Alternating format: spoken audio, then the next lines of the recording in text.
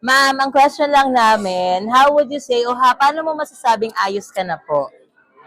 With regards to, Generally, ma'am, sa buhay, paano mo masasabing ayos na po kayo?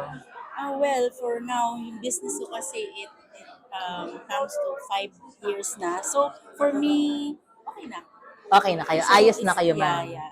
So, ma'am, Great na, maganda naman yung flow, Apa. So, but I need more, I need more, Learnings. yeah, to learn more para mag-expand pa. Level up siya, Yes. ma'am. Opo. Yun lang. So, ma'am, kailan mo masasabi na ayos ka na sa business?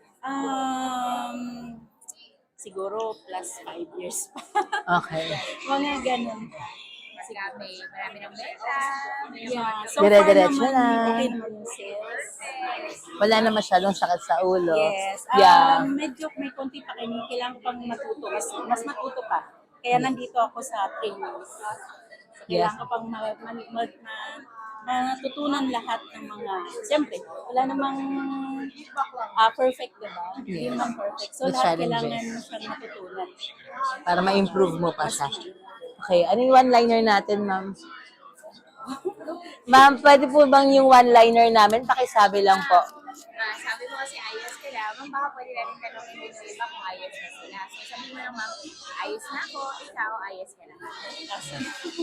Ayos na ako. Ikaw, ayos ka na ba? Thank